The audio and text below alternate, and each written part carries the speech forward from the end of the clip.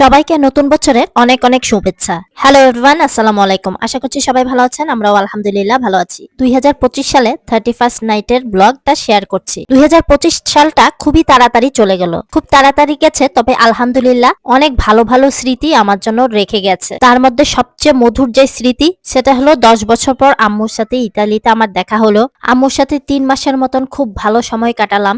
এর চেয়ে ভালো স্মৃতি আর কি হতে পারে। 31শে ডিসেম্বর তেমন কিছুই করিনি। সন্ধ্যার দিকে আমি আর বাচ্চাদের পাপা মিলে ঘরে তৈরি হোমমেড পিৎজা করে নিয়েছি। ডোটা বাচ্চাদের পাপা করে দিয়েছিল আর বাকিটা আমি করেছি। পিৎজার উপরে টপার সেগুলো আমি করেছি। প্রায় 2 বছর পর পিৎজা বানালাম ঘরে, আর বাচ্চাদের পাপাও অনেকদিন পর ডো বানিয়েছে, তাই পিৎজা ডো এর মাপটা ভালো মতো হয়নি। পানির পরিমাণ বেশি হওয়ায় ডোটাও বেশি করে বানিয়েছি, তাই বাধ্য হয়ে 3 ট্রে পিৎজা বানিয়েছি। ডোটা পারফেক্ট না হলেও পিৎজাটা কিন্তু দারুণ হয়েছিল, খেতে মজার ছিল। সার্থকতা এখানে যে বাচ্চারা পছন্দ করেছে, খেয়েছে।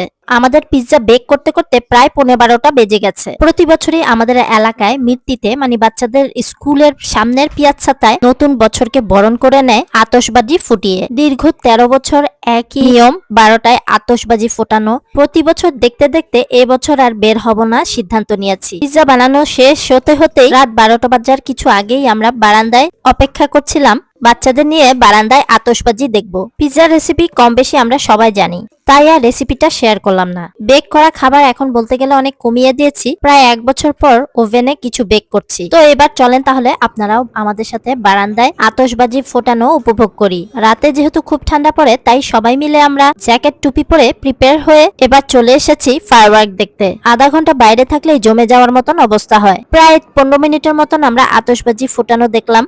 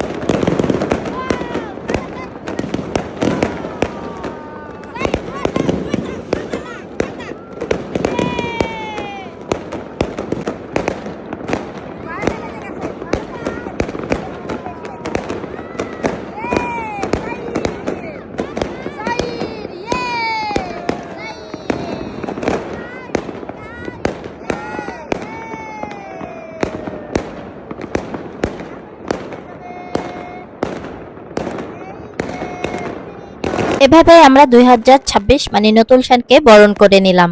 আগের বছরগুলোয় অনেক অভিজ্ঞতা নিয়েছি, ভুল করেছি, আর এই ভুলগুলো নতুন বছরে সংশোধন করতে চাই। সবকিছুর জন্য আল্লাহর কাছে শুকর আলহামদুলিল্লাহ। আল্লাহর দেয়া সবচেয়ে নেয়ামত, সুস্থ থাকতে চাই। দোয়া করি সকলের মনের আশাগুলো যেন পূরণ হয় নতুন বছরে। সবাই আমার আর আমার ছোট্ট পরিবারটার জন্য দোয়া করবেন। সবাইকে আবারও নতুন বছরের অনেক অনেক শুভেচ্ছা। ভিডিওটি ভালো লাগলে একটা লাইক দিতে ভুলবেন না। লাইক, ফলো, শেয়ার, সাবস্ক্রাইব করে পাশে থাকবেন। আল্লাহ হাফেজ, আসসালামু আলাইকুম। Thanks for watching.